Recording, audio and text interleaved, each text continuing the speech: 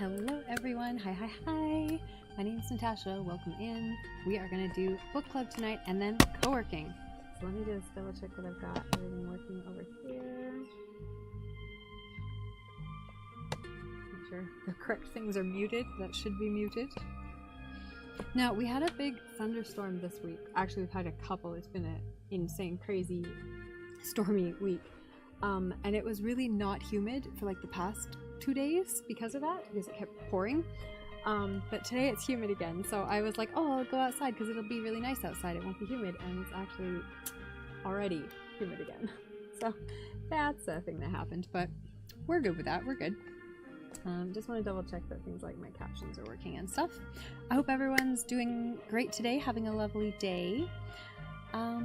Yeah, we haven't done book club in a while. It's been a couple months, and for a while there I was not reading a lot. I was pretty busy, but I have read actually a lot of novels in the last month or so. I've read like 3 or 4 novels in the last month. Not necessarily long ones, but yeah, and so I'm going to go through one of them today, and then we'll line up a couple of them for the next couple months, just in case I haven't been reading as much over that time. But hopefully, yeah, hopefully I'll be back into reading at a more regular pace now. We'll see. My life is still kind of all over the place, as it has been for a while, so, you know, anything's possible. Okay, oh, I'm going to be right back.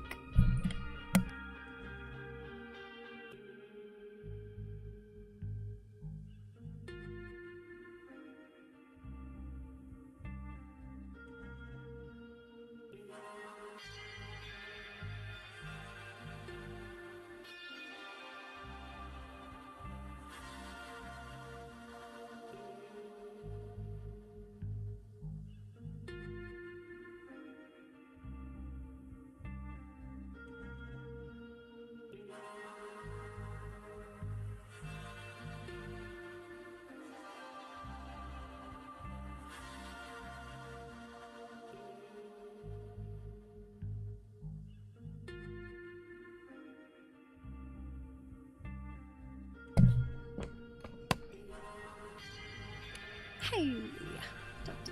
Oh, okay, yeah. The music is on and it's a little loud. I actually turned it down before I started stream today because I was having that problem last stream and the stream before. Jeez, I don't know what else it could be.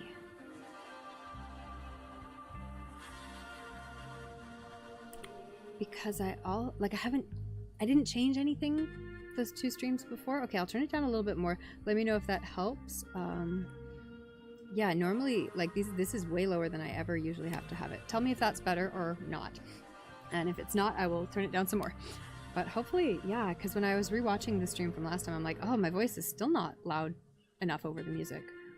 And yeah, I'm not really sure what detail in my settings has changed somewhere in my computer or on my Streamlab setup, but something, or my microphone or something has changed.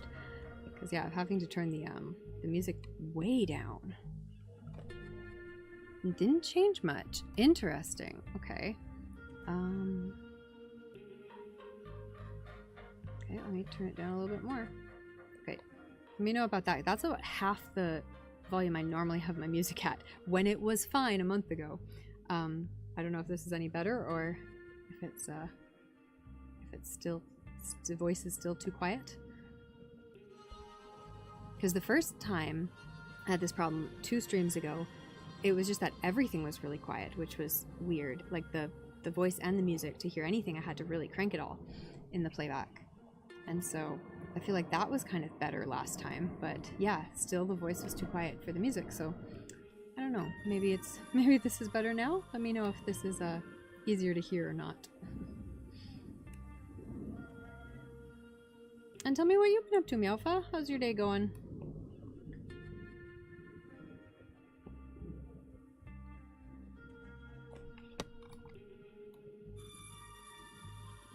I'm trying to think what other settings I could have possibly adjusted. I really don't know.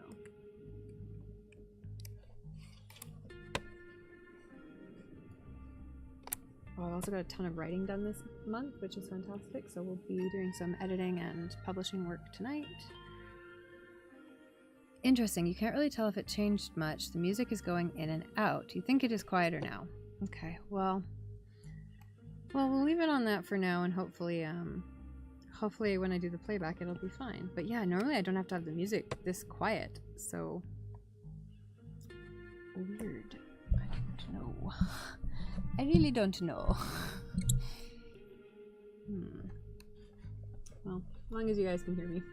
There is also closed captions available if you're on desktop, and I think they're available on mobile, but I'm not 100% on that, actually. I feel like I struggle getting them to work on mobile. Okay, I guess I should also not be talking quietly since we're having trouble with the volume. I should probably try to talk loudly.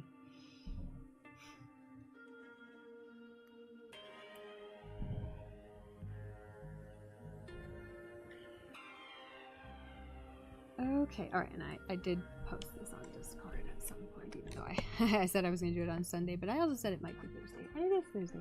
Because I thought I was going to be social on Saturday and chill at home on Sunday, but I was social on Saturday and Sunday.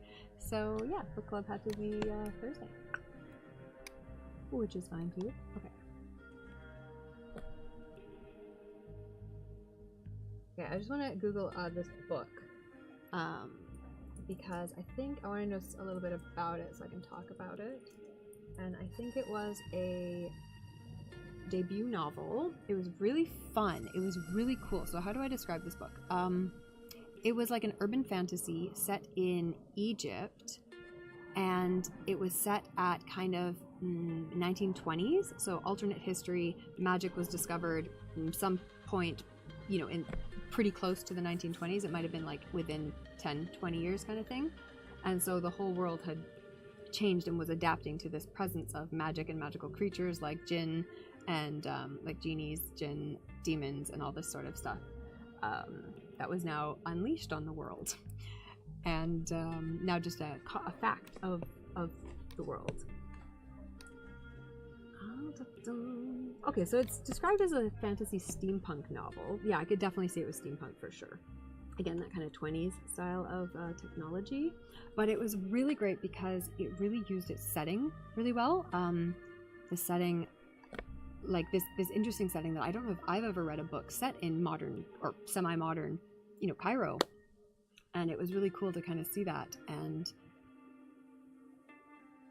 especially mixed in with kind of some of the magic flares, but also some of like the real life things like markets and politics and things like that. There was some of the characters are these kind of British colonial nobility kind of things, and so dealing with that in Egypt with all the actual Egyptians and everything, and kind of the different immigrants and people from different places. Who I wanted to. Yeah, first novel. Oh, it was really interesting. One thing that was really weird is that it read like it was a sequel. It read like it was the second book in a series. And sometimes that happens. Sometimes you pick up a book and you just start reading it and you don't realize until halfway through that actually you're reading the second one and you haven't read the first one. So that's kind of what I thought had happened, because it kept referencing events. In particular, the love interest character, who was also... So the main character is a woman and the love interest character was also a woman, which was really nice to see. So very kind of modern urban fantasy. But what was really interesting was that it referenced their meeting in a way where it felt like it was something that happened in a previous book, and I'm going to explain.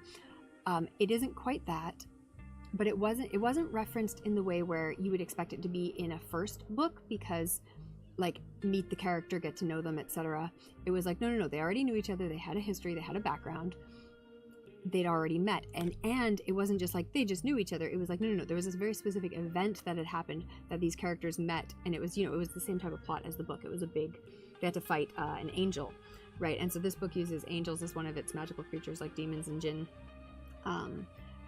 And even in the book, the characters are like, we're not sure if they're really angels, but they call themselves angels. So it's kind of funny in that way. But yeah, so they had to fight one of those, and I'll get into those because their descriptions are really cool. All the descriptions in the book were lovely, and that's what I love as a book with good imagery.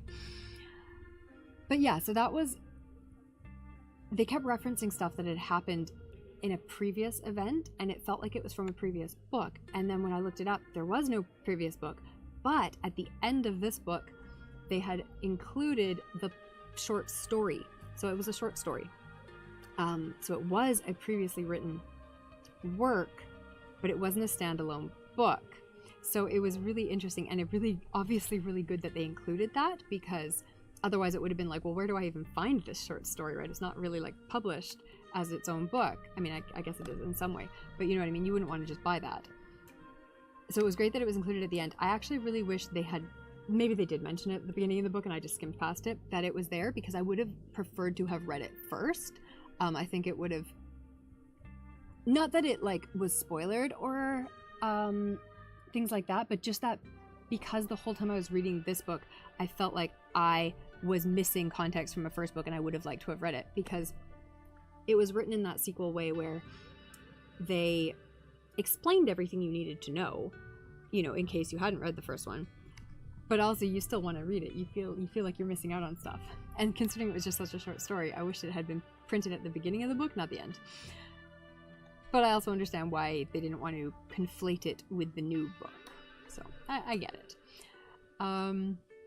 That was interesting, and I'm glad they included that. What was I talking about? The angels, all the characters were really interesting. So the author did a great job of describing these magical creatures. So a lot of times they had really interesting features or skin colors or like just magical things about them. Like they might have been made of water or wind or like the night sky and things like that. And it was just really gorgeous. The angels were very steampunk. They were basically like metal frames with energy inside of them. So a very steampunk design for a creature.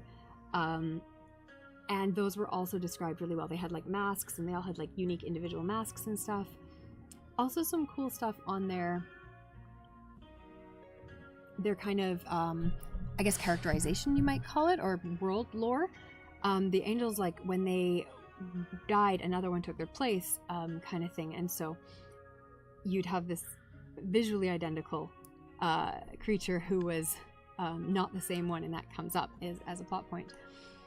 And so that was really interesting. But basically the idea is like, oh, they're not the same person. They just look the same to you humans because you can't tell the difference. Right? So I guess like kind of more like a work uniform for their job.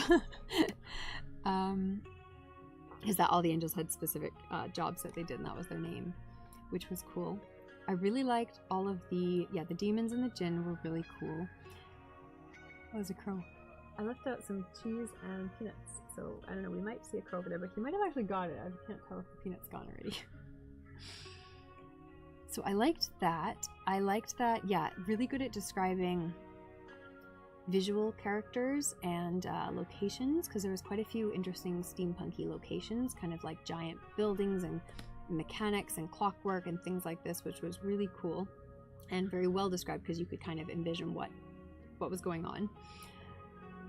I'm trying to think of all the other stuff. So fight scenes were really good. I could keep a handle on all of those. They were interesting and had just the right amount of action. Again, the fact that our two main characters were women was fantastic to see, especially set in 1920s Egypt. That was really cool.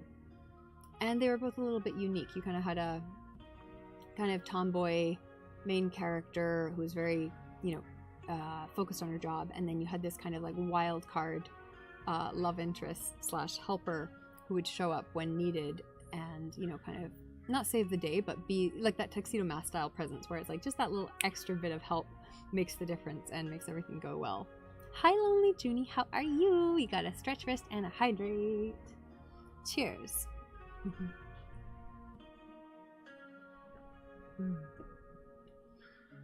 So I liked that about it. What else? I feel like it's much shorter for me to talk about like a fiction book like this, because usually when I talk about books for book club, it's more like non-fiction, so there's like chapters and points to go over and over. But for this one, I really enjoyed it. It was a worthwhile read. It was, if you like steampunk novels, it's worth a read. If you like interesting female characters, it's worth a read. Queer romance, that's a side plot, but it's in there. And yeah, all the characters were interesting too. Like the villain was very interesting, especially because there was kind of a 2 or 3 part villain, kind of depending on how you classify it. I don't want to give away spoilers, but there's the main obvious villain, and then there was clearly a secret one who is behind the scenes as well, and that came together really well. It was one of those kind of like twists where you could tell what the twist was going to be about halfway through, or maybe not even halfway, maybe like 3/4 of the way through. You could predict what the twist was going to be, and that was really well done too, because yeah, they had set up kind of a red herring that you know the characters all thought was the villain, but for the reader they'd set it up where if you could look and be like, actually it's probably this other person, and it was, which was really cool. You're a bit better? Wonderful. Hi Tanchi, how are you today? Welcome. I've also adjusted the sound balance today, so let me know if the talking is like a decent sound balance, because I've turned the music way down, more than I've ever turned it down before, so hopefully the volume balance between speaking and music is good right now, because I don't know what else I can do. I'm running out of room to turn the music down, which is weird. What else about the book? I felt like it was a little bit unique just because it had that Egyptian flair to it, so both kind of modern Egyptian, and then there was also some ancient Egyptian religious stuff thrown in there as well, because it was dealing with magic and all that sort of stuff, which was cool. I liked to see the clash between all of that, and you had characters of all different religions too, so you had kind of Muslims and Christians and all sorts of things mixed in there, which was cool to see, and it was treated really well. Yeah, excellent descriptions. I keep going back to the descriptions because he was an excellent descriptive writer. Like the clothing got good attention, locations got good attention settings, and yeah, magic got good attention. Some really kind of unique and interesting ideas too, just stuff I hadn't really seen before. Kind of with the way they incorporated all these different types of magic and the history of these magical creatures and how powerful they were versus the lore from this world, like what could contain them, or what could control them, or what power did they have to be the most powerful versus what was more powerful than them, and kind of the characters figuring out all of that stuff was really cool. So yeah, overall I recommend it. I liked it. I'm trying to think, does anyone have any questions, or has anyone else read anything that they've really enjoyed lately? I also wanted to go over the other books that I'm probably going to do for book club next, because there's been quite a few of them. Like I said, I've been reading quite a bit this last month. So let me see if I can find those. But yeah, I like urban fantasy, and I like steampunk, and it really hit quite a few different buttons for me. Oh, okay, so I read The Invincible by Stanislaw Lem, which is a sci-fi novel, and I'll probably be doing that one next book club, although I might also be doing The Witch of Blackbird Pond next book club. It'll be one of those, because those are the two I've read pretty recently, and they were both really good. The Witch of Blackbird Pond is more like a kind of young adult novel, maybe even younger than that. It's pretty... I think these were both written in like the 50s, actually. But that one is about a young girl from the Bahamas who moves to Puritan New England and, you know, has to kind of deal with this very different society as she grows up. And then The Invincible is a hard sci-fi where they end up on a planet and they don't understand what they're being attacked by, and I don't want to spoil the twist because it's exactly why I read the book in the first place, so I kind of knew going in, but actually I'd forgotten because I'd added it to my reading list, you know, maybe 2 weeks before it came available, and by the time I read it, I'd forgotten why I'd added it, and so it surprised me a little bit, but as soon as I remembered, I'm like, oh yeah, of course, that's got to be what it is. But I will talk about that when I actually discuss the book in a month or two. Did you read the prequels? The prequels to what? But yeah, highly recommend The Invincible, and highly recommend The Witch of Blackbird Pond, especially that one because it's quite short, I believe. I don't think it's as long as I think it's like a novella, like I said, it's for a younger age audience, but totally worth reading, very interesting, and a nice, easy read, but very cool, again, a very distinct part of society. yeah. So I'm definitely gonna be talking about that one. And The Invincible again. The Invincible, I'm gonna call it the funniest thing about The Invincible, but I will discuss this in more detail when I cover the book for real, which is that it's set in the far future where humans are space travelers, intergalactic space travelers, and yet it was written in the 50s or 60s. And the author literally could not envision a single female character might be on this spaceship. Every character is male. Every man on that spaceship is a man. Every crew member. There are no females. There are not even any female scientists on this science exploration kind of mission ship. And I'm pretty sure they had female scientists in the 50s, even if they didn't have female military members. And it was just like, oh my god, you could envision a world where we're in space, but you couldn't envision a woman on the spaceship. Yeah, I'm sure all the male characters he envisioned were also very white, but that is not even called out because I'm sure it was self-apparent. But yeah, that was really funny. I'll talk more about that when that one comes up.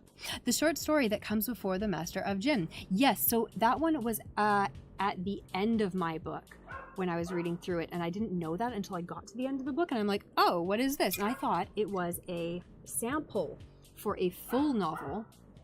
And so, you know, because a lot of times books have samples at the end. And so I'm like, oh, this is a sample for the prequel. I'll read it and then I'll read the real book. But then it finished and I'm like, oh, that was the whole thing. Oh, that was interesting. So I wish they put it at the beginning. But yes, it was absolutely great to read. And I'm glad they did include it because otherwise I, probably would never have found it. And so I like that because it really filled in the details of all the stuff they'd been referencing throughout the whole book. But I think the publisher should have like incorporated it more intentionally so that you weren't, because I was just confused the whole time. I thought I'd missed the first book and I'm like, oh, I have to go back and read the first book out of order. And the entire time I was reading the book, that was the feeling I had. And so just having that feeling is kind of not fun. And so I feel like the publisher should have been more clear on the fact that this is a short story. You can read it ahead of time. In fact, you should put it at the beginning of the book. Have you read them, Malfa?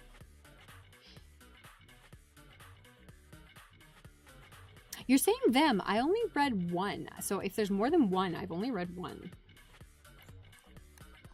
The book I had one prequel. It was a short story. Yeah, you picked up on the vibe that there was a story before this one, but you kind of enjoyed it. And like I said, I agree. They did a really good job of giving you all the information you need in that way that sequels often do so that you don't have to have read the first one. But yeah, it gave me that feeling that I'd missed something, and I don't like that feeling. So I feel like they should have handled that slightly differently, but the fact that it was included was great. Wikipedia says there are 2, and you didn't know they existed until the book was over. Okay, so definitely try to find them online because I feel like they might just be available online for free. Let's see if I can find them because they are just short stories. Okay, so it's not mandatory to read the 3 prequel stories in the Dead Jinn universe, but they're beneficial. Plus 2 of them are free to read. Okay, so I don't know how many of those I've read. I don't know how many were included in the back of my book, if like they were combined into one, or if there's 2 more that I haven't read. So now I'm really curious. Okay, now I'm gonna find them and try to read them. Let's see if this link actually, if I find them, I'll post them in the chat. Let me see if this link actually gives the links to those stories or not.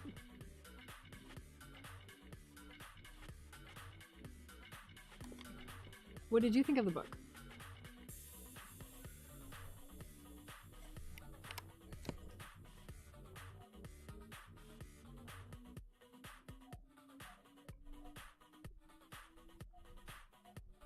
Like I said, I love the concept, I love the setting, I love the characters, I love the imagery. Like some of the Jinn just were so beautiful and interestingly the way, actually I was gonna say I didn't save notes from this book. I actually did save notes from this book because I saved a bunch of quotes because they were beautiful. So let me find those quotes. Oh my gosh, why didn't I think of that? So I'll read out some of the quotes just because they were really beautiful. Yeah, okay, I saved a lot of them. Okay.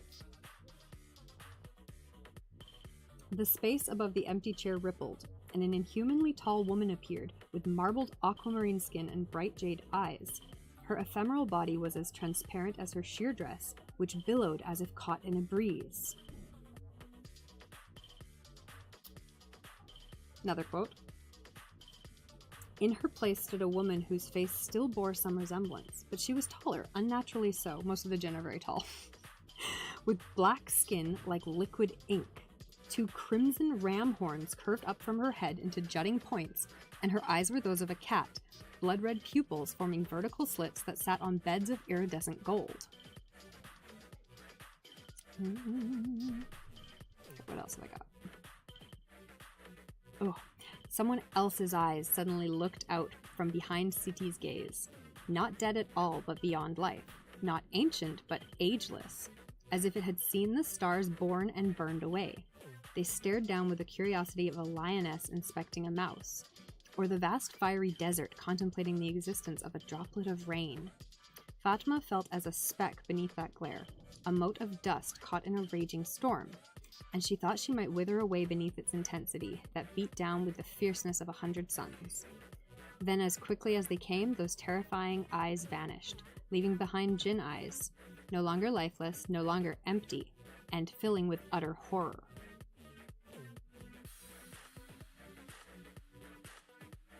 All right, another quote. These are from all over the book. They're not like they're in sequence, but they're not like connected to each other. They're from different chapters. She was staring at an angel walking the hallway. He was more like the ones she was used to, a giant in a clockwork construction resembling a man, with 4 long arms and great wings of jade and cobalt. His true ethereal body was ensconced within the machine framework and glowed like light become flesh.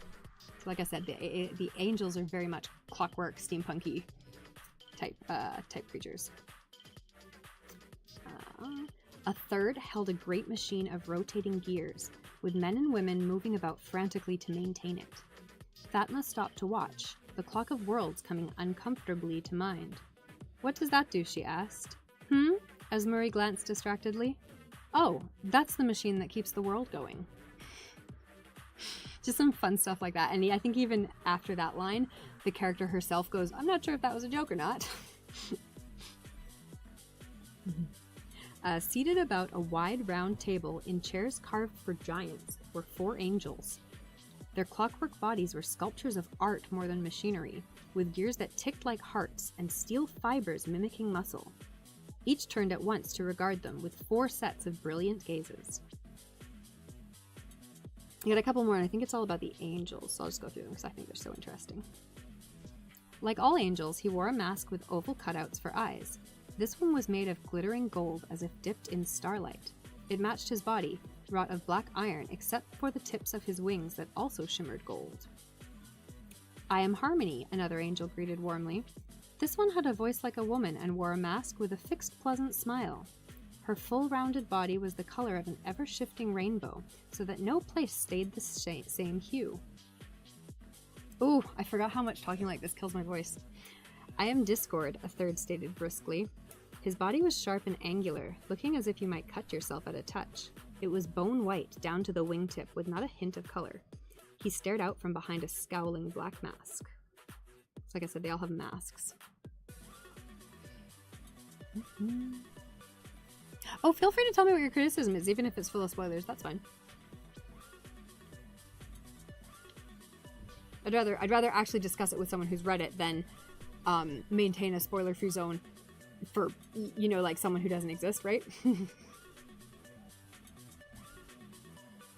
"I am Defender," a fourth boomed. He appeared aptly named, with a bulky clockwork body and 6 thick arms, 2 more than she saw on most angels.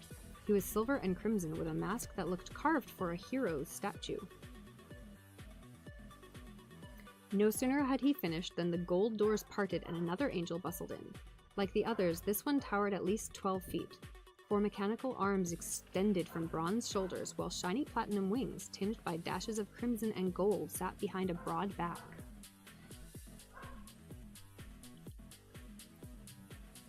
You didn't think the steampunk park added much to the novel other than cool visuals. I can see that. I feel like that's kind of, I mean, I feel like you could say that about a lot of different kind of genres or settings. What would you have done differently?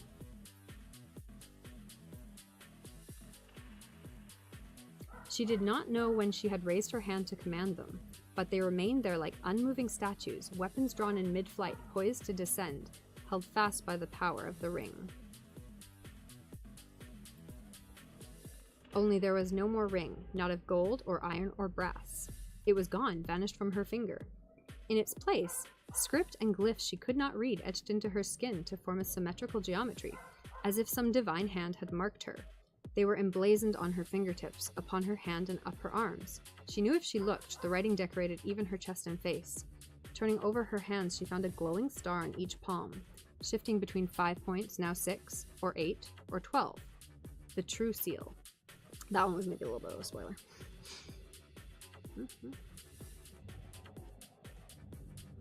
That's the other thing. They had this one really interesting kind of magical item that had a really cool property that I've never seen done in quite this way before, and I'm gonna spoil this because it comes up pretty early in the book, which is there's a magic item that when you learn about it, you forget about it unless it's directly in front of you, like the writing or the knowledge or whatever, the item. If it's not directly in front of you, completely forget that you ever knew about it, that you ever cared about it, and that's what you were looking for. So you could spend your whole morning researching this thing, but if you turn away from your books for 5 minutes, you forget why you were even in the library and you just leave, and you forget that you ever did that. And this kind of happens to the characters multiple times, and so they start keeping like little notes to remind themselves constantly. And it was just, I really liked that concept that like, yeah, the magical item has a defensive capacity where it protects itself by not being able to be remembered. So when you learn about it, you understand it and you get it, and you even understand that you'll forget about it.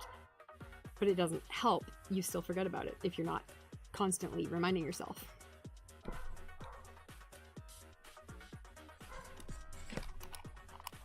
You have robots that can understand humans and navigate around them, and the thing we see most used for is serving drinks at parties. I feel like that's a common problem. I absolutely agree with that. In fact, I think that's a problem in the sci-fi book that's coming up in the future too, because again, and this one a little bit, I mean, it was written in the 50s, so kind of, that one was written in the 50s, the sci-fi one, and so it's like, or 60s, I don't remember. But it's like, okay, so you're having more trouble imagining what possible things an AI or a robot could be used for. And they do some other stuff with the robots and the AIs in that book, so it's not completely limited. But yeah, I think a lot of people kind of just are limited in their imagination by what they think could change, what could be different if you had access to this. But also in the Jinn one, to be fair, this has only been around for a short while, so I can give that one a little bit of leeway, being like, hey, people haven't really figured out how to do this yet. People take a while to adapt to new technology and use them to their fullest, right? I always think of that one quote, or that one story where it's like, you know, when TV, I think it's from Mad Men, when TV started doing commercials on TV, like video commercials, at first they just put the radio announcer and a microphone in front of the camera and had him read out the radio advertisement. Like, people sometimes struggle to fully adapt to a new technology at first, but then eventually they get there. You'd like to see them do cooler things in industry and around the city. We do see them deliver messages, but not too much else. Yeah, I agree. Yeah, you've seen that before, but it's a fun concept. Yeah, I agree with all that. I think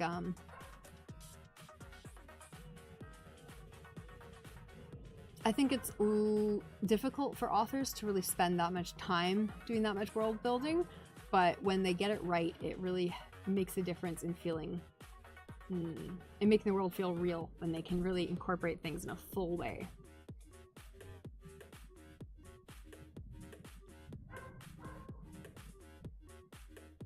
Okay, I've got 2 more quotes. Feel free to continue telling me your opinions and or spoilers and or discussion thoughts. So maybe it wasn't really that complicated at all. If you steal, steal a camel, she heard her mother whisper, and if you love, love the moon. I like that. That's just a cute little prosy one. They stopped at another set of doors that opened before their mechanical guides, revealing a glass-domed room bathed in light. The air was filled with a curious blend of haunting Gregorian chants, lilting anashid, and harmonies Fatma could not pick out. Oh, I'm losing my voice. All coming from a towering tree of burnished steel. Beneath its broad canopy was a pair of bronze automata, fashioned as a man and a woman. Colorful clockwork birds sat above on the tree's outstretched branches, between metallic green leaves that swayed as if in a breeze. Their open beaks poured music in time to a swirling display of light, like thousands of fireflies moving to the same rhythm.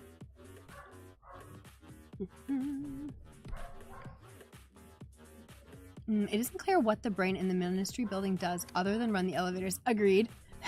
The protagonist has a reverence for it, but it isn't clear how anyone else feels about it. Yeah, I feel like...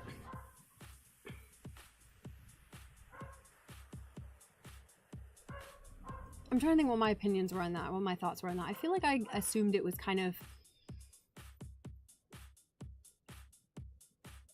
like a computer of today's age, like something that's keeping track of things and planning things and sorting things and combining information and things like that. Is it a cool museum piece that adds to the architecture or a fundamental part of running the ministry? Yeah, I feel like that was not super clarified. I kind of had assumed it was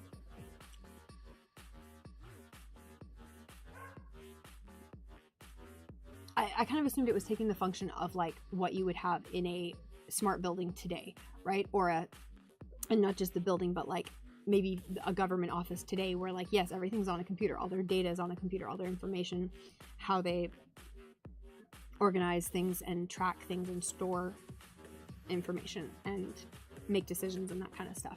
Or calculate, probabilities and things like that, right? Hopefully not make decisions. The novel also has a weird tone. It starts with a brutal murder of 24 people and then we don't see anyone else die. Is that true? Don't we see anyone die even in like the final battle? I feel like some people might die in the final battle. But yes, I do agree that they kind of pull their punches for a lot of it. I'm trying to think if I remember specifically anyone else dying, because I feel like there were battles where it was kind of implied that bystanders died, but maybe it was never actually confirmed in the text. Even in the conflict at the end, we don't hear about the scores of people that would have died. Yeah, I wasn't paying that close of attention, so yeah, maybe they really kind of didn't make that apparent when they should have.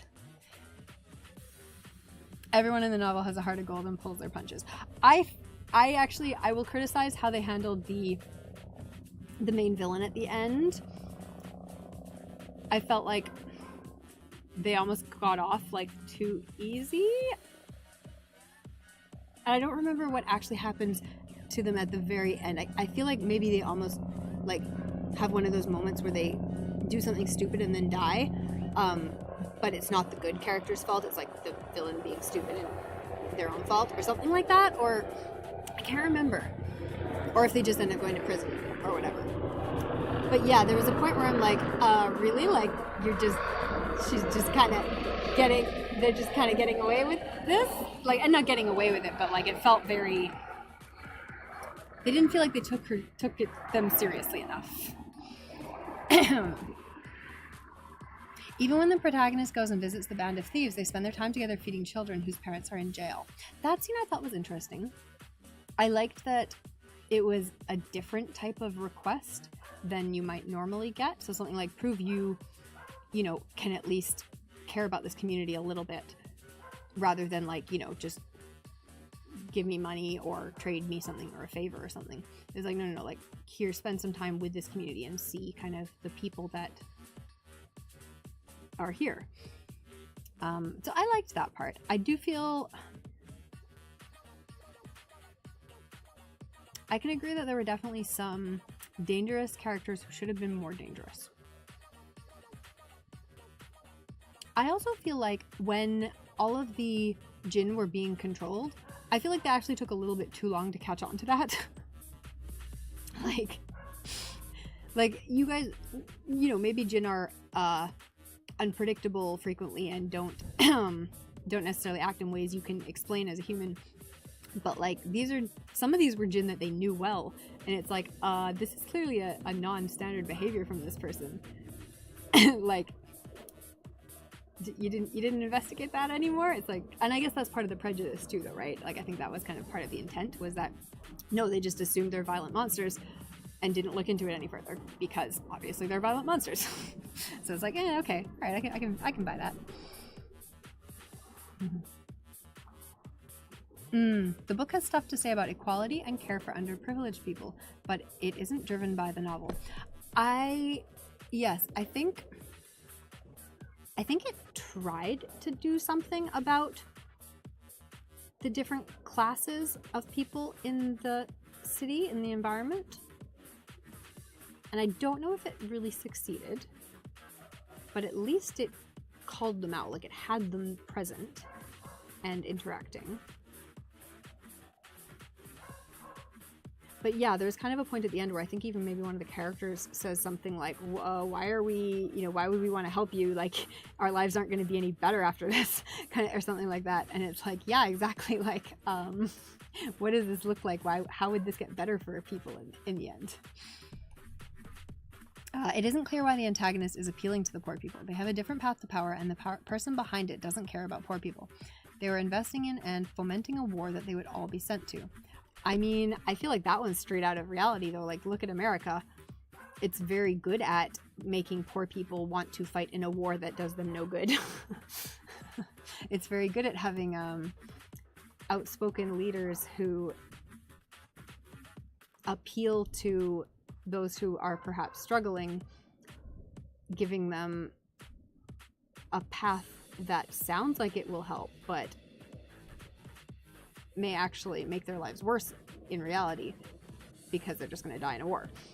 And yeah, I feel like that's actually pretty, that's actually relatively realistic in my opinion.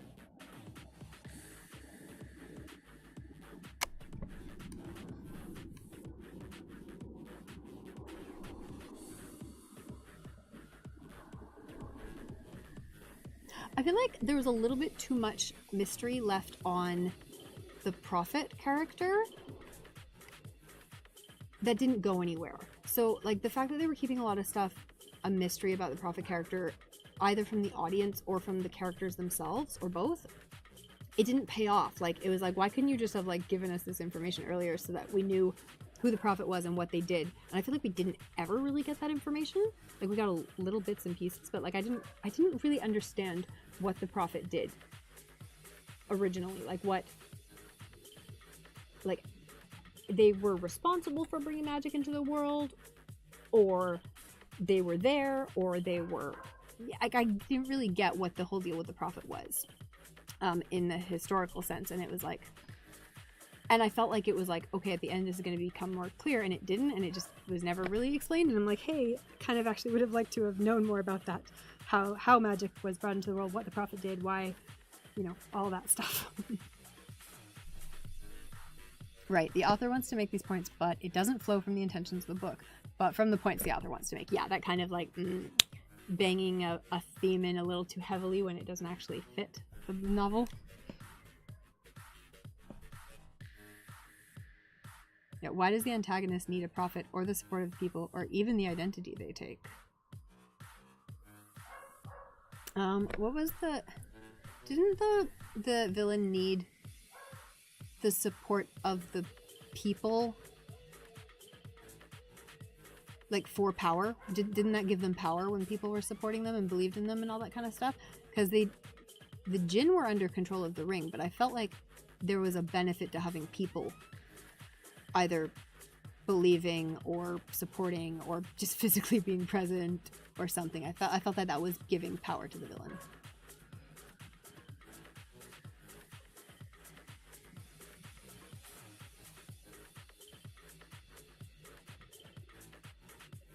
And yeah, I think the only reason the antagonist needed to be the prophet was just, I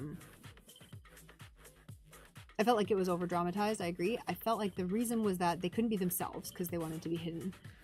And so they just needed someone that could attract attention. So.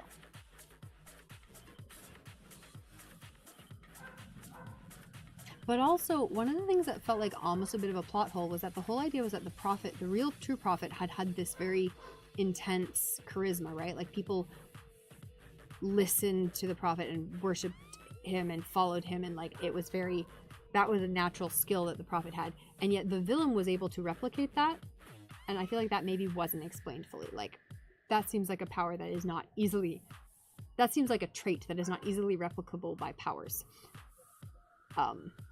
Yeah.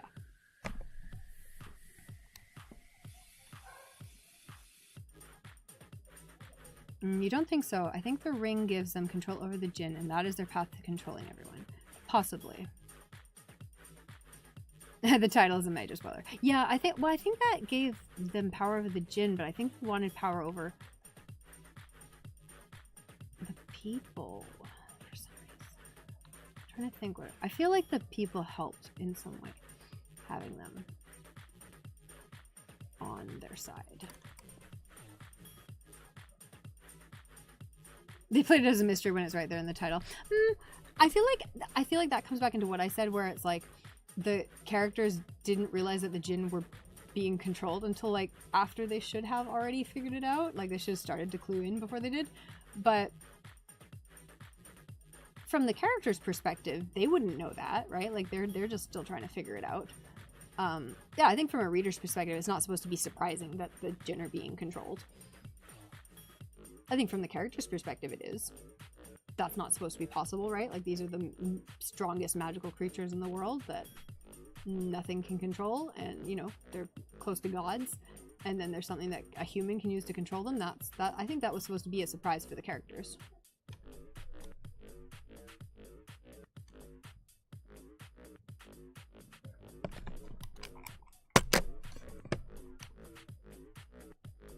This is a great discussion. I love it.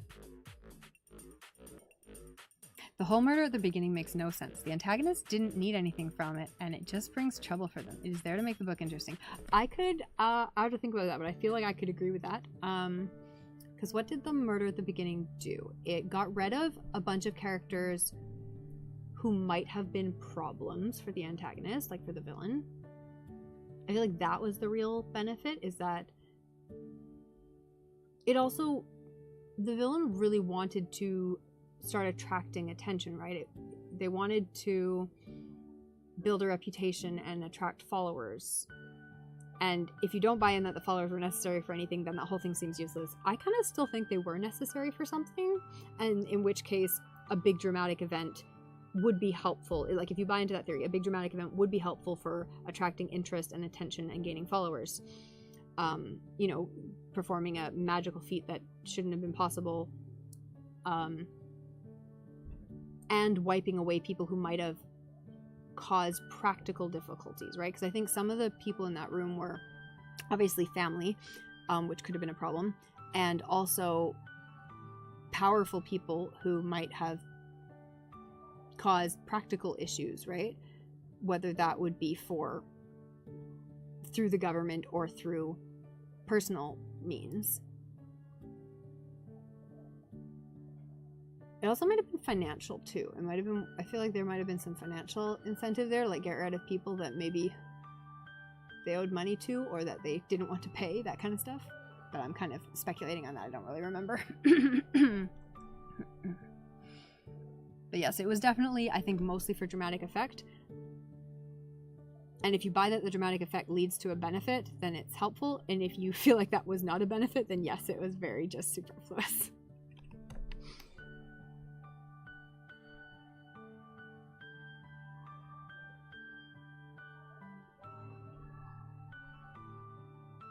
I'm still trying to look for these stories.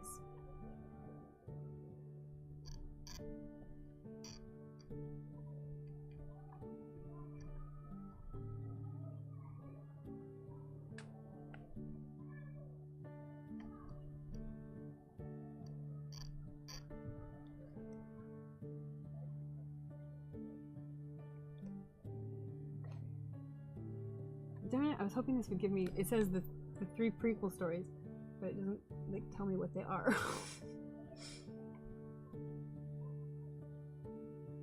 Okay, I think the one I read was A Dead Djinn in Cairo. I think that's the one I read.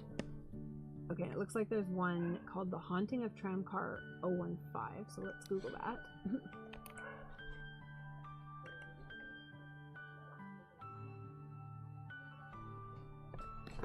The antagonist had already moved Tom's money around to a war footing and stolen the steel. Okay, so yeah.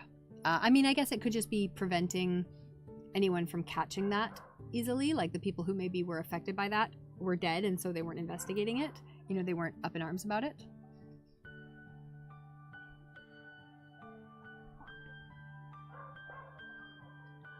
Really, the thing the antagonist needs is the clock. The book should have started with that getting stolen, either covertly or like in the book. But then you have a very short timer. Yeah, kind of moving directly to like the end game. Or having something that was that built up to that a little bit better. I could see that. Okay, maybe Wikipedia will tell me what the other books are.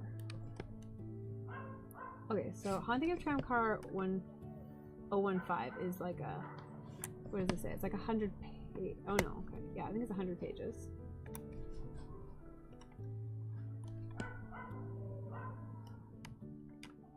I also really, okay, one thing on a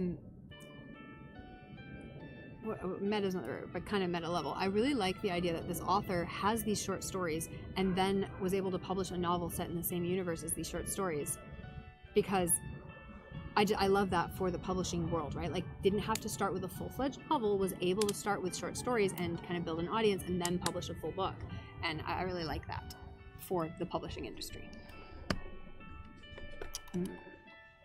Preventing them catching that, they had gotten away with it for months, and the murder brings the brother in who is looking over the books and reporting the irregularities to the police. Yeah, so like kind of attracting attention at the wrong time instead of the right time. So it backfired if that was the intent.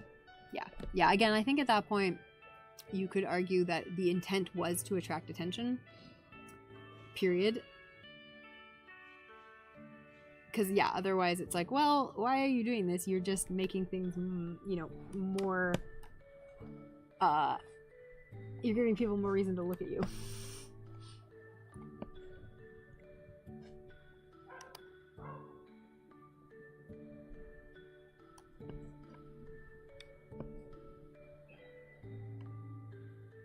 Oh, okay, so the author, Dexter Gabriel, known by his pen name, Fenderson Jelly Clark. He uses a pen name to differentiate his literary work from his academic work because he's a professor. Okay, show me the things he has written so that I can find them. Okay, so A Dead Djinn in Cairo, The Angel of Khan el Khalili, and The Haunting of Tramcar 15 are the 3 prequel stories set in the same world.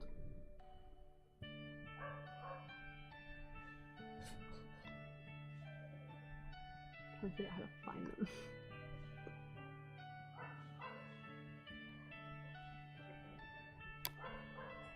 It did say at least 2 of them should be available for free online. So anyways, you thought it was a decent action mystery, but the more you think about it, the less you like it. I think there's another one in the series. You might check it out, but not in a hurry to get to it. Yeah, I think this is one of those books where I can absolutely say that some of the appeal for me was in the imagery. I'm a huge fan of well-done imagery. This book had a lot of it. As noticed by all the quotes I saved were just like descriptions of things. So good imagery can really save something that I otherwise might not care for me. So definitely that's a personal leaning of mine. So if you like imagery, I'd recommend this book 100%. If you like steampunk in the first place, which I do, and I like imagery, so those 2 things very much were appealing to me from the get-go.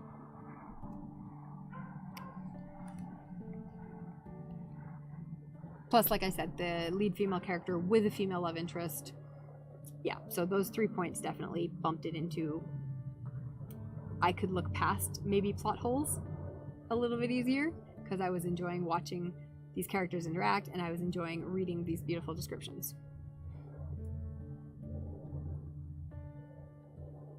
Because there were definitely points where I was confused, too. You did like the female focus of it. You were a bit surprised that the author was male when you got to the district. Me too, actually. I had expected the author to be female, and I think it's fantastic that we're getting male authors writing female characters. Like, that is not common. That is insanely fucking uncommon. It's actually stupid how uncommon that is in 2024, that male authors just do not write female leads fucking ever. Statistically, it's minuscule. So yeah, I was actually really pleased that it was a male author who wrote a book about a fucking woman. Thank you. Why is this so difficult? Because women obviously write tons of books with male lead characters.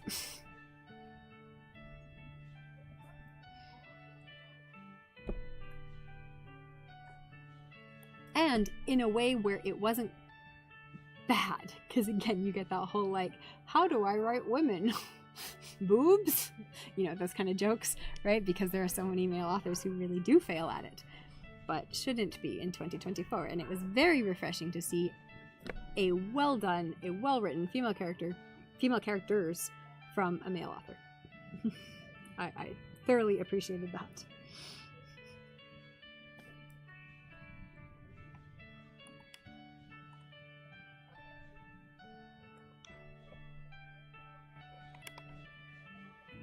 Maybe I need to search PDF. I should probably just search PDF and then Hi, Blueberry Bean. How you doing? How's it going today? We're talking about books. Yeah, check out The Witch of the Blackbird Pond, because like I said, it's really good. It's relatively short and just a solid, you know, life experience of this young girl in Puritan England. So very, very interesting. Very, like I said, it's written for a young audience, so it's very like obvious in its like morals and stuff like that, but still really enjoyable, interesting characters, and not immediately apparent how it's going to end either. Like, you can kind of guess, you know, who she's going to end up with, but they don't make it super simple.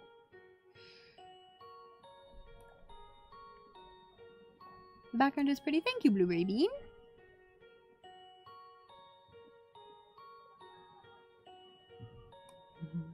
Yeah, and then the other one that'll be coming up the month after that will be the sci-fi one.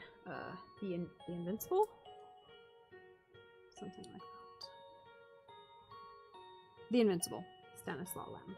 So I will be posting those to Discord. Yeah. Alright, that was a great discussion. Okay.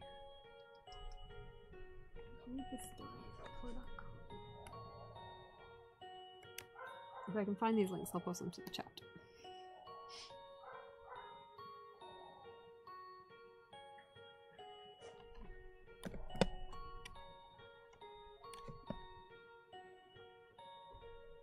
Okay, I think this one's just published on a website. It's The Angel of Khan El Khalili. I think I have a link for that one, so I will post that one to the chat here. I'll post these to the Discord too. I'll try to.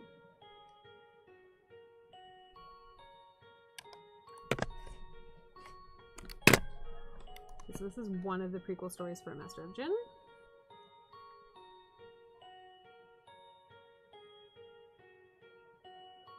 If my computer wasn't so slow.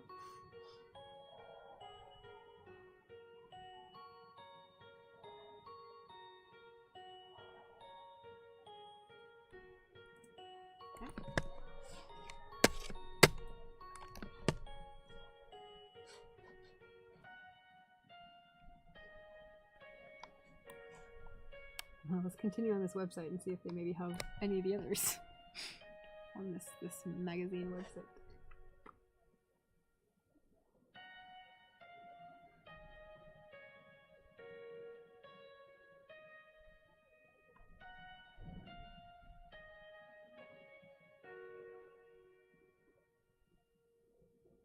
Oh, okay, so it looks like A Dungeon in Cairo is available, and The Haunting of Tramcar 15 might just be an excerpt. So I'll post what's here.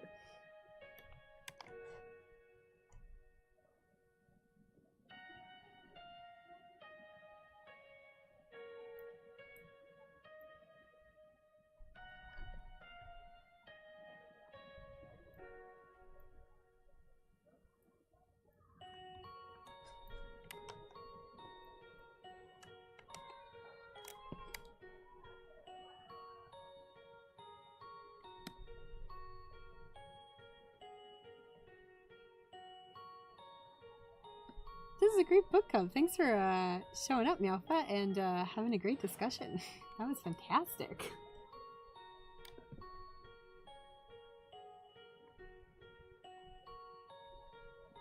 Oh, there's some cool like artwork for these too.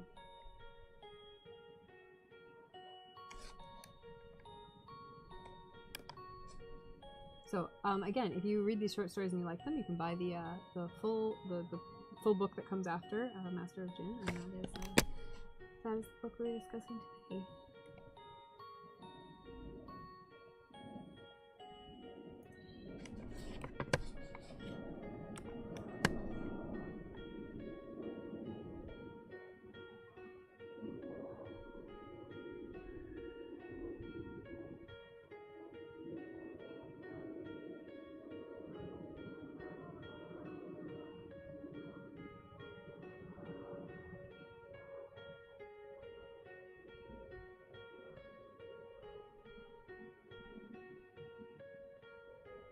Okay, it looks like this one might have different characters. It looks like the Haunting of Tramcar 015 focuses on 2 of the side characters, which is also interesting. Okay, I feel like this is only an excerpt, but I'll post it anyways.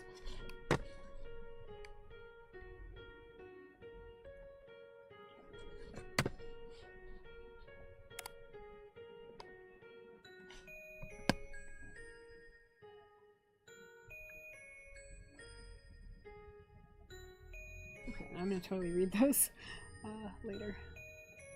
Alright, so we did our book club. It's been about an hour. I think we're going to switch over into co-working.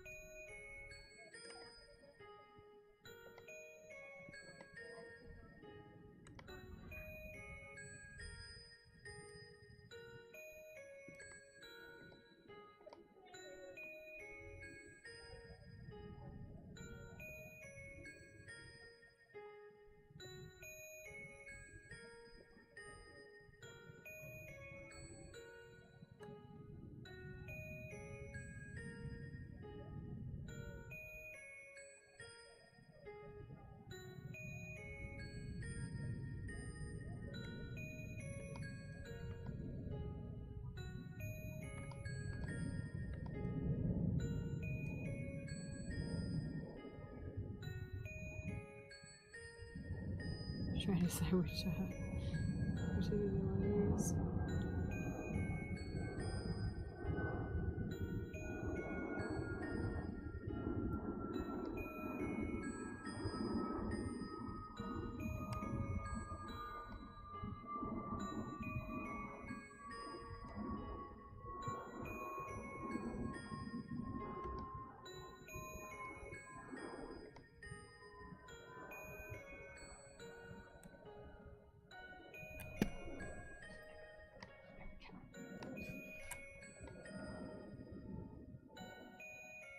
Alright, I'm going to start the Pomodoro timer. I'm going to put on 45 minutes on the clock for working. Oh, that's not talking is being good for my throat. It already feels better. And then after that, we'll take a 15-minute break.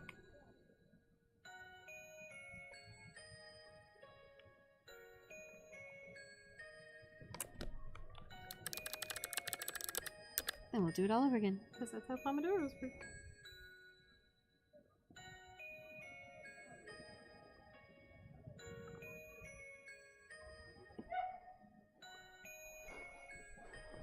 But let me know what you guys are up to, if you're working on something, if you've got some to-do list tasks to finish, all that stuff.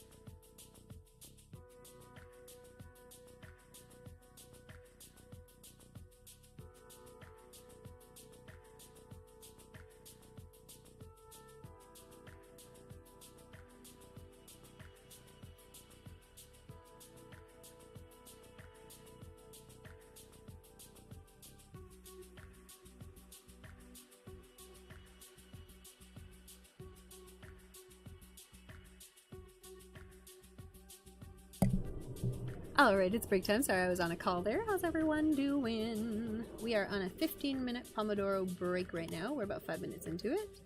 Put the break timer on.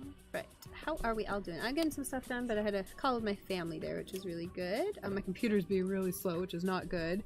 I should really be using this one, so I might turn and start using this one just because this one is being a bit of a problem. But, yeah, I think it really doesn't like the humidity of being outside. I feel like that's the issue because it does find it inside, but it's struggling. I'm gonna run an ad before I forget. What are you guys all up to? Tell me about your day. Tell me how it's going. Tell me what you're working on. There's some stuff going on over there. It's interesting because everyone leaves town in August in Rome. The Italians all go on holiday, but now it's September, everyone's back, and so the neighborhood is much more like noisy and vibrant, and things are happening and people are around and there's more cars on the parking on the streets and stuff, so it's interesting. And I remember this from last year, so I was expecting all of it. It's really cool. August is the best time to find parking in Rome because none of the Italians are here, and so there's lots of street parking.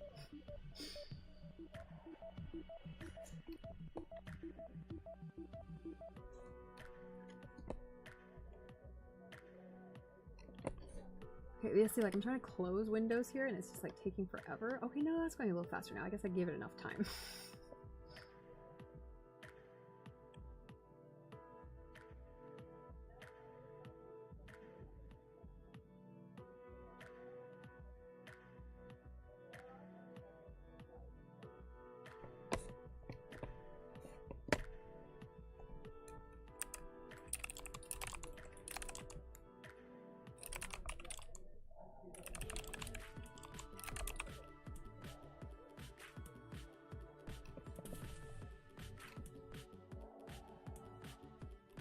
Okay, I'm actually be able to do some editing on this computer because it's currently working.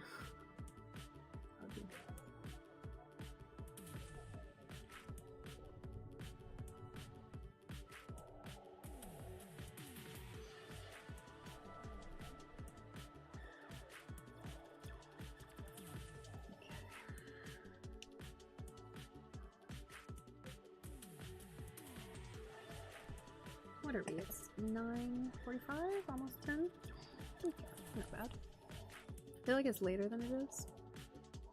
Hey Yanis, how's it going? You're having beautiful, warm, sunny weather. The forecast temperature is 27 degrees, and the next 3 days the forecast is sunny. Oh, that sounds perfect. Just perfect weather. It's been weird here. It's been warm, but crazy storms. We had like a giant thunderstorm earlier this week, and then yesterday we had some rain, and today we had a little rain. So it's just been storming this week, which is good because it means the humidity drops, but then today it was still pretty humid. Although right now it's fine. Right now it's not too bad because it was pretty humid when the sun was setting. But yeah, we got like completely drowned out earlier this week. It was nuts. All of my plants were like soaked. So good for the plants probably, but yeah, wild storms this week.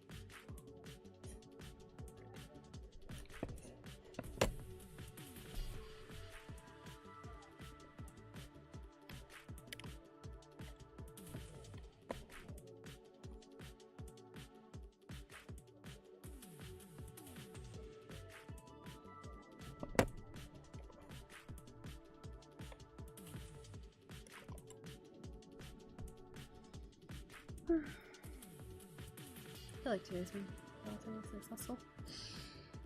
Oh my god, the sound seems like it's a little quiet. It could be a little louder. Oh, I have adjusted it so many times today. I don't know what's wrong with it because right now I have the music volume turned really low in order to hear the voice. And yeah, is it the sound overall, or is it the voice in comparison to the music, or is it the music in comparison to the voice, or is it everything is just a little bit too quiet? Because I have been struggling with it this week.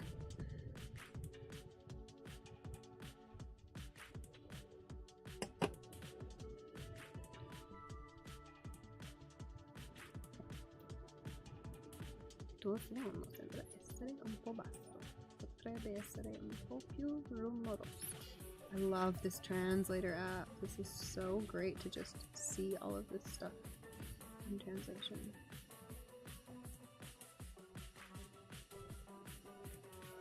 Un po' più rumoroso.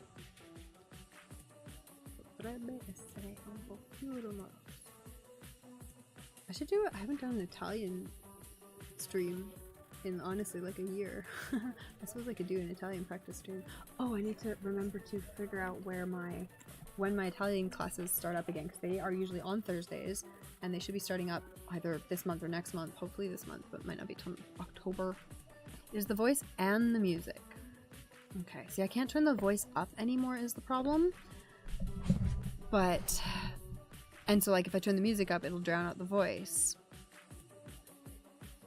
Is it any better if I like just talk louder and like speak into the microphone more directly?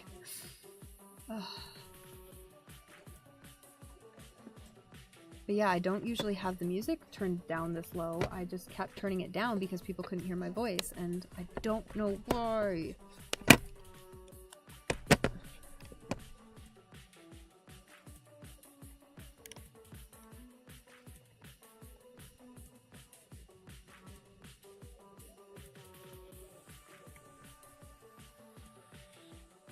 Everything in Streamlabs is at the same settings it's always been.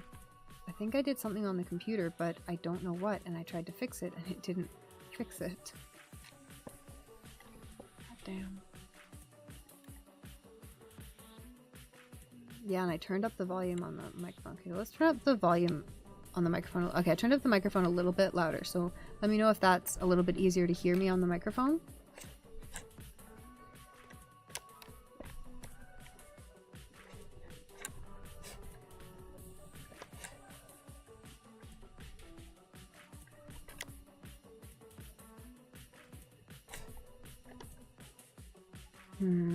Okay, I'm trying to test it out right now and see what it is picking up, but it's not picking up much.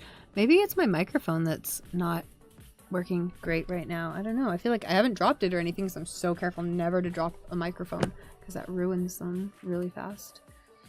But yeah, I don't know. I guess it's my microphone's not picking up too much. Okay. Yeah, I feel like it's the microphone that's not picking up a lot. So maybe there's a problem with the microphone connection or something like that. I wonder. Okay. Well, maybe that'll be a little bit louder now that I've adjusted it slightly higher.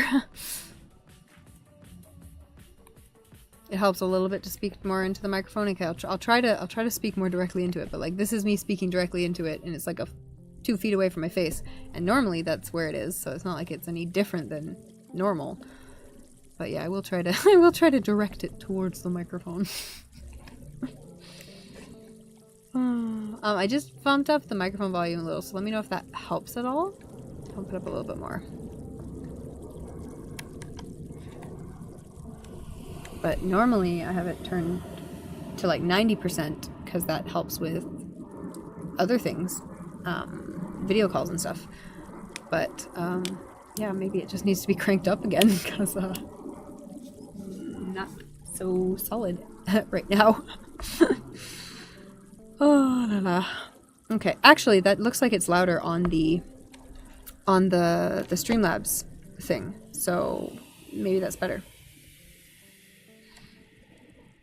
Okay, I'll move the I'm gonna move the music up just a little because I feel like the microphone is picking me up louder now. That's still pretty low on the music, but it's a little bit higher now. So let me know how the sound settings are, if that's if you can hear both my voice and the music at a reasonable level, then I would be happy with that. Alright, let's put 45 minutes on the clock. We've got a Pomodoro timer going. We're gonna get some productivity up in here. Alright.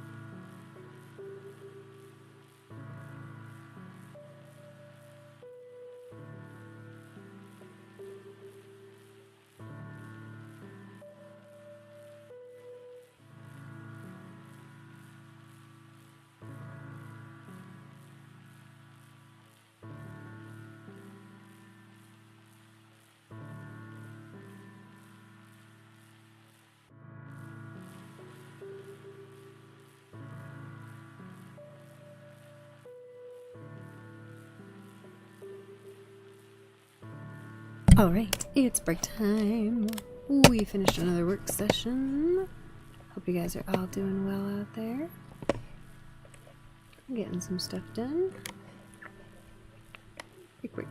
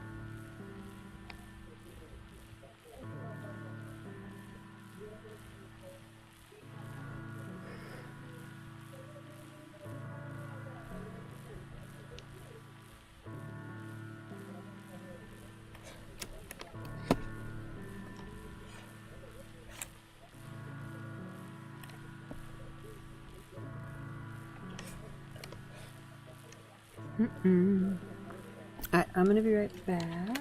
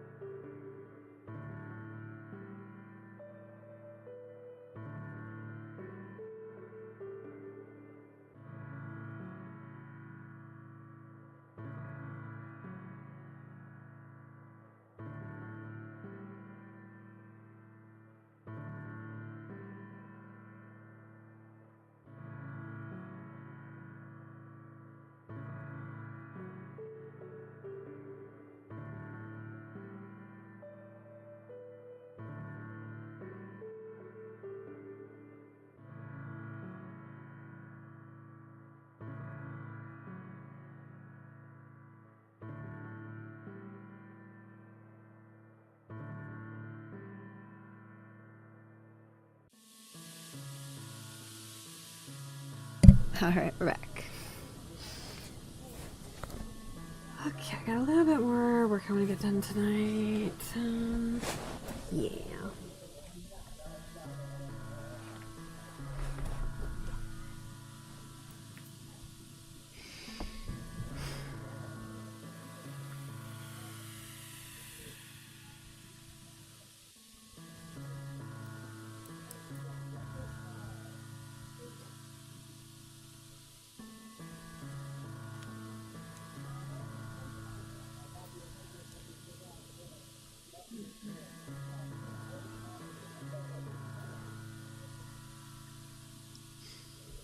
Oh my goodness.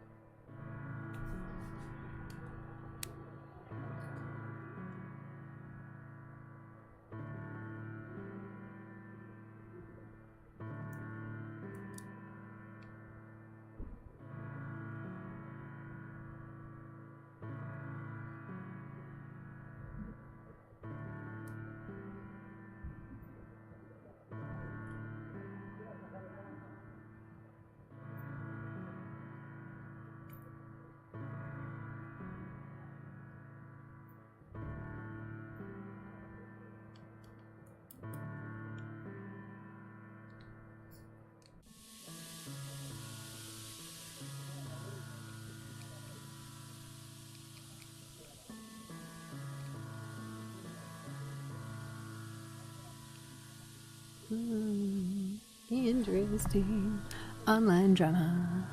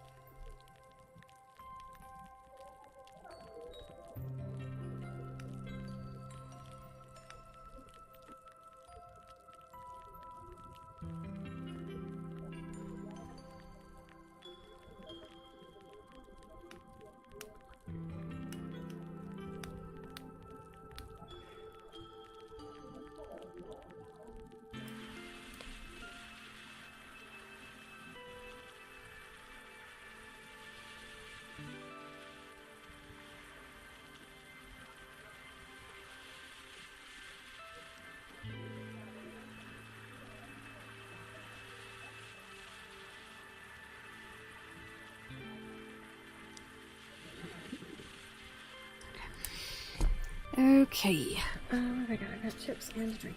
Oh.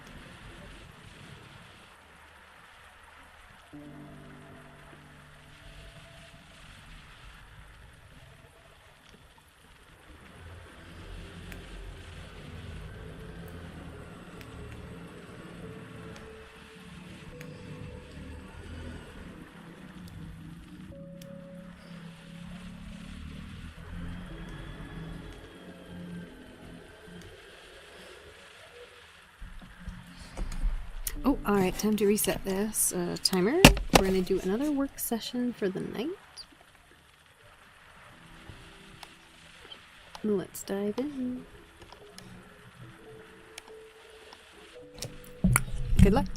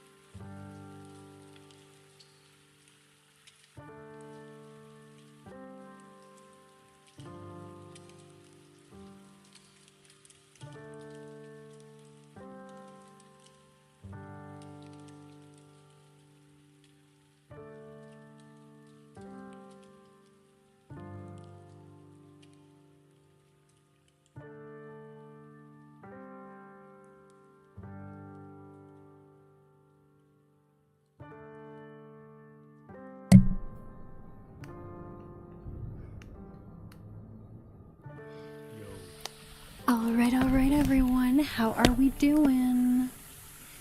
Yesterday, you were shopping at Costco and they had a sale on extra virgin olive oil. So you bought a couple of bottles and you're researching the benefits. Yeah, it can be very good for your health. Yeah, oh, it's so great here because there's so many good olive oils here. I've been spoiled for choice. It's been wonderful. Oh. Hello, Dew on the Grass. How are you? And thank you for the follow, Svetlan, earlier, if you're still around. I appreciate that. What are you up to today, Dew on the Grass?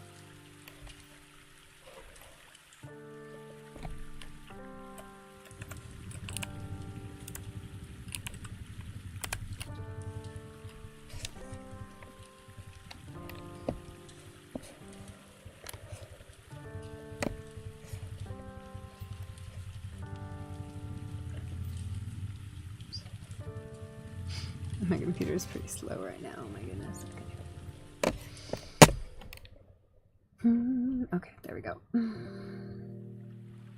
Yeah, Italy has some of the best extra virgin olive oil.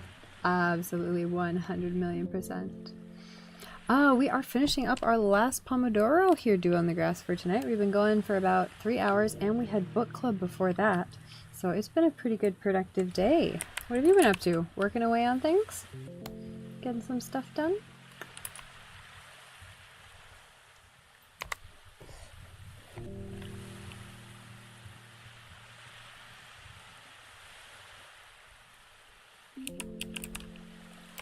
Studying for anatomy. Anatomy is a good one. That's always an interesting one. Lots of memorization though. Are you in biology? Pre-med? What are you in?